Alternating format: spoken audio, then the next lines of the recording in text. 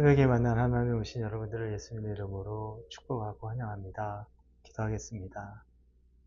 하나님의 은혜, 하나님의 사랑, 그리고 우리를 향한 하나님의 계획, 인도하심, 이 모든 것이 하나님의 말씀 안에서 우리가 깨달아지기 원합니다.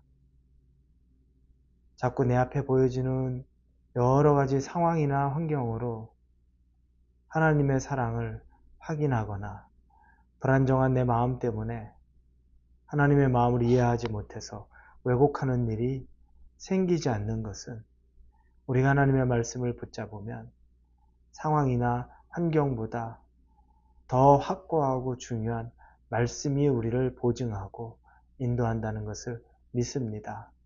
그 말씀이 우리 안에 충만해지기를 구합니다. 하나님, 이 말씀을 찾아 이 아침에 일어난 모든 당신의 자녀들 가운데 성령 충만으로 임하여 주시옵소서. 예수님의 이름으로 기도합니다. 아멘. 오늘은 사도행전 23장입니다. 사도행전 23장 12절에서 15절까지의 말씀을 같이 보도록 하겠습니다. 사도행전 23장 12절에서 15절입니다. 우리 같이 읽도록 하겠습니다. 날이 새매 유대인들이 당을 지어 맹세하되 바울을 죽이기 전에는 먹지도 아니하고 마시지도 아니하겠다 하고 이같이 동맹한 자가 40여 명이었더라.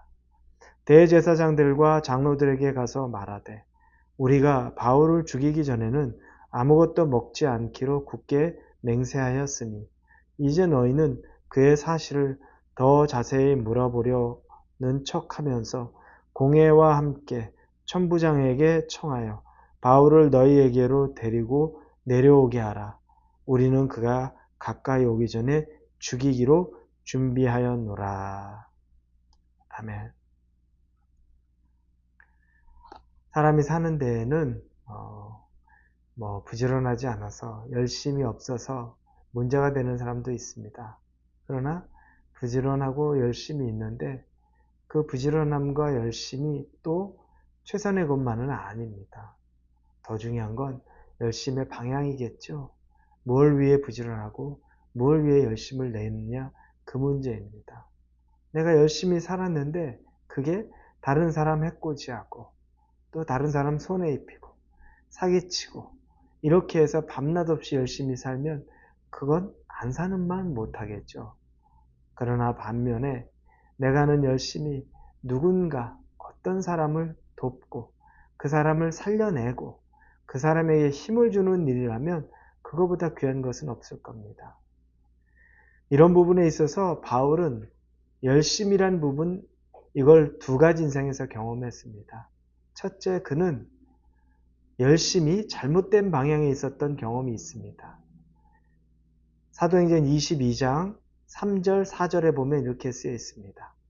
나는 유대인으로 길리기아 다소에서 낳았고 이 성에서 자라 가말리알의 문화에서 우리 조상의 율법의 엄한 교육을 받았고 오늘 너희 모든 사람처럼 하나님께 대하여 열심히 있는 자라라고 말합니다. 자신의 출생성분, 정통 유대인의 가문에서 그리고 좋은 스승, 아주 유명한 스승에서 태어나고 거기에 성격까지도 최선을 다해서 누구보다 열성적으로 살아가던 그 바울, 자기 자신을 너희들과 같이 나도 하나님에 대한 열심이 있었다라고 고백합니다. 그런데 그 이 열심의 방향은 4절에 보니 내가 이 돌을 박해하여 사람을 죽이기까지 하고 남녀를 결박하여 옥에 넘겼노라. 사람 죽이는 일, 옥에 가두는 일, 예수 그리스도의 복음을 방해하는 일에 그 열심을 쓴 겁니다. 이런 일들이 바울의 고백입니다. 그러나 지금 바울은 회심했습니다. 다메섹으로 가는 길에서 회심하여서 예수 그리스도를 환상 가운데 만난 이후에 그의 열심의 방향이 완전히 바뀌었습니다. 이제는 유대인과 같은 그 열심, 인간적인 열심이 아니라 예수 그리스도를 따르는 성령이 이끄는 열심으로 살아가게 된 것을 바울은 고백합니다. 여러분, 이 바울의 변화는 열심에 대한 것들, 그의 성품은 변하지 않습니다. 그러나 방향이 바뀌고 나니까 전혀 다른 사람이 된 겁니다. 오늘 등장하는 사람들이 또 있습니다. 오늘 본문에서 40여 명의 사람이 등장하는데 유대인 남자라고 말합니다. 그 사람들은 이 바울을 죽이기로 작정한 사람입니다. 그리고 심지어 말하기는 바울을 죽일 때까지 자기들은 먹지도 마시지도 않겠다고 말합니다. 그리고 대제사장이나 장로들에게 가서 바울을 다시 이 공회에서 그를 불러서 대화를 나누는 그 상황을 만들면 중간에 자기들이 그를 암살하겠다는 겁니다. 바울 암살 계획을 이 40명이 정말 죽이고자 작정을 한 겁니다. 이 사람들의 열심은 어떻습니까? 하나님에 대한 열심이었죠. 바울이 회심하기 전에 열심, 그 모습 버금가는 열심이죠. 거의 바울과 비슷한 사람들입니다. 이 사람이 40명이 이렇게 그 열심으로 바울 죽이겠다고 합니다. 방향이 잘못되었죠. 그들이 해야 될 일, 하지 말아야 될 일을 구분하지 못하고 있는 겁니다. 이들은 금식하며 바울을 죽이겠다고 결단합니다.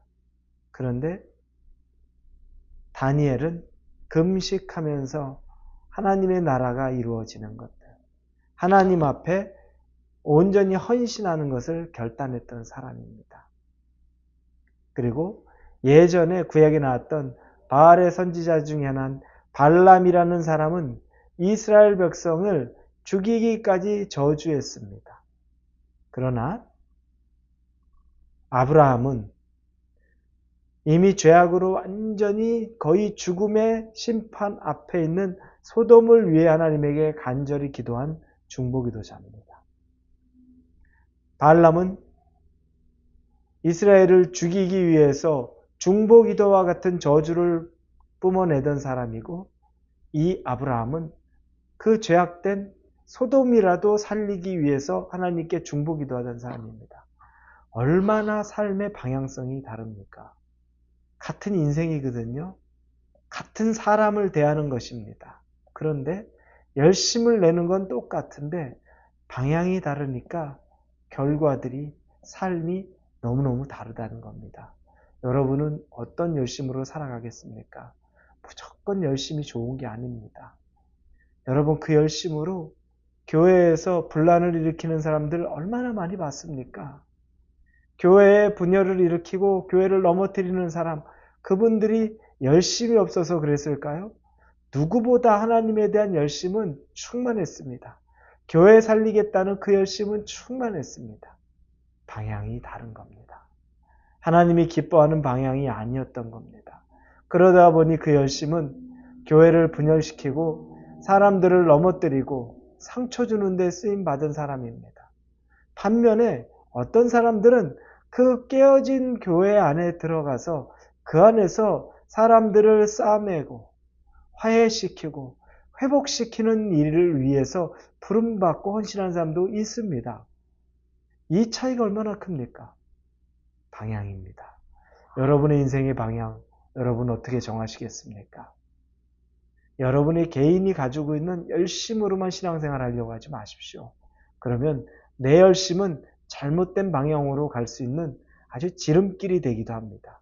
내 열심보다 더 중요한 것은 하나님의 열심이고 하나님의 계획이자 마음입니다. 여러분이 열심을 내기 이전에 하나님의 마음을 먼저 품으십시오.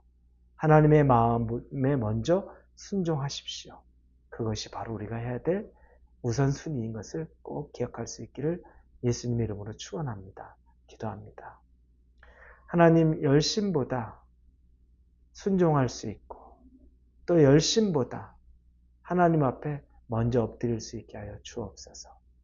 예수님의 이름으로 기도합니다. 아멘.